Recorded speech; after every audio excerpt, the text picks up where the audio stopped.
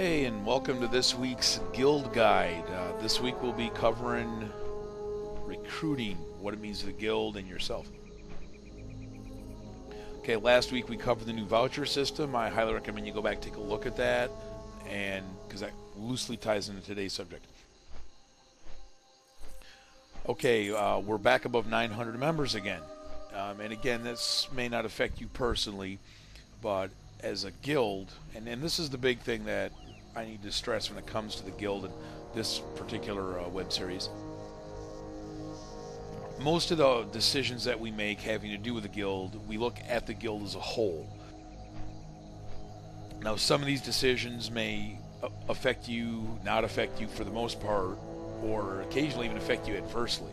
Like in instances where we have to lower repair tabs because the need, we're spending more than we're making. This is a good example of this is, prior 2-3 months ago we only had 2 raid teams. Now we have 3 raid teams. We're looking at a 4th, and we've added a very active raided battlegrounds. Well, that particular rank has a higher repair tab because what they're doing directly affects the guild and its standings and rating, PvP, and all sorts of things. So to save money, sometimes we have to cut the repair bills in the lower end, or try to do other things like the guild auction. We do that to hopefully raise money and offset the costs. But another way that we help do this is like we've added the Master Sergeant rank, which is for members that have been with the guild at least 6 months, and that has a higher repair tab than Gunnery Sergeant. But anyway, I'm digressing. We are a larger guild. Some people don't particularly like larger guilds, but what we found is that a large guild provides the benefits and rewards for people who would normally, let's say, want to go out and do things by themselves, quest alone, level alone, or even do it in small groups. Then in a larger guild, you can have a guild, have a home, and still kind of retain your anonymity, if that's what you want. So that provides a place for people to be and not have to participate. And I think that's a good thing, because then we can take anybody and everybody, and as long as they're out questing, dungeoning, leveling their tunes, gearing their tunes, the guild's getting something on the cash flow benefit. Okay, you can check the guild window and see what that actual benefit is. But basically, anything you loot off bosses from money-wise, we get the equivalent of 10%. It doesn't take, if you get 100 gold from a boss, you keep your 100 gold, but then 10 gold magically materializes and the guild gets it. That helps us give repair tabs, provide all the tabards, some of the mats. Every now and then we'll go and get a whole bunch of materials and make bags for the guild.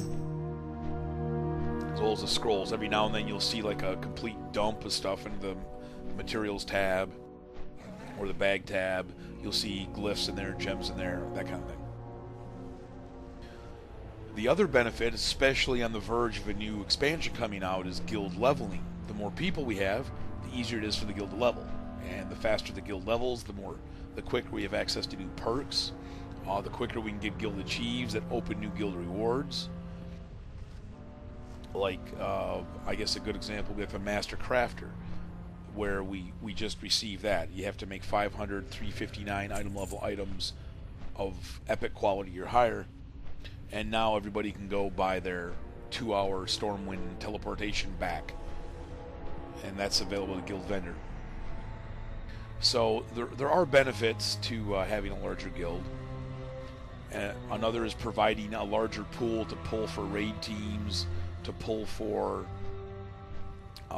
PvPing, even if it's something as a 2v2 arenas.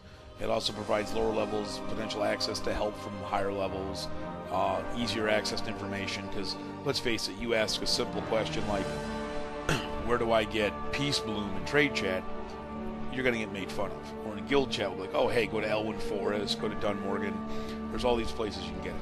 So the ability to ask questions and not get trolled is a major benefit. Getting help, like, oh, I'm level 60, I'm stuck on this quest, can I get an 85 to come and help me? Helps a lot. The only real downside is if you get lost in the numbers and you don't want to, you want to stand out, or you're looking to get a group together. So there are downsides. We try to minimize those, again, by making the promotion system as objective as possible. So, there's gives and takes, but I believe that there's more pluses than minuses. And at any time, if you have any questions or concerns about anything, you can always talk to an officer, mail an officer, mail us at the guild email, darmanrevisions@yahoo.com. But anyway, we have an open recruiting policy, which means you can invite anybody to the guild. Privates all the way up can invite anybody they want to the guild. That's why our private rank has no repair, has limited bank access, because some guilds actually have a rigorous application process to get in. We don't. And there's other large guilds on the server that have hundreds of members, just like us, but they don't do anything with it. Very few guilds. The level 25 guilds seem to come in two varieties. Either they're a specific environment guild, like a raiding guild or an RBG guild, and they'll have 200-300 members with a lot of alts. But you have to apply to get in, and you're in there, and you have to maybe wait around to get on a raid team or an RBG team, depending on what your preference is. And they're good at what they do. Guilds like Kittens, Mittens, IOP, Sanctuary for Old Souls are outstanding raiding guilds, and they do the things that they do, and they're very good at them. Other guilds, like Forget to Remember, are PvP guilds, and they're good at what they do. But again, if you join those guilds, you're expected to PvP or raid or contribute in some fashion. The other type of level 25 guilds are the mass members that don't do anything. One that comes to mind is Unspecified Air. They're a non-ranked PvP guild. They're a non-ranked raiding guild. They're ranked 82nd in achievement points. It's like they just want numbers to get to level 25. And again, that's fine for what they do. We are probably the only large guild on this server that does everything. We have most of the profession. Actually, we now have all of the profession achieves. We've got the number 2 rated RBG.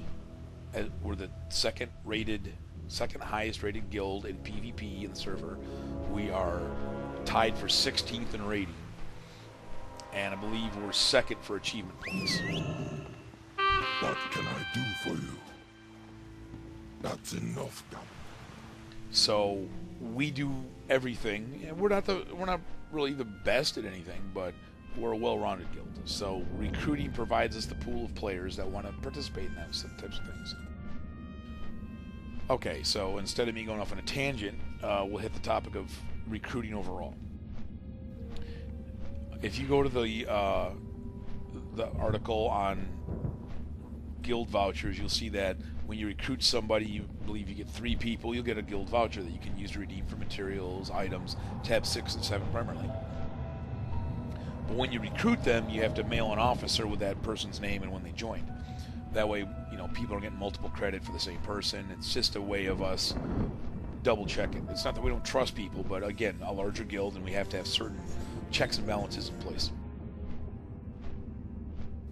Now, specific recruiting. This is you're recruiting somebody specifically for a reason.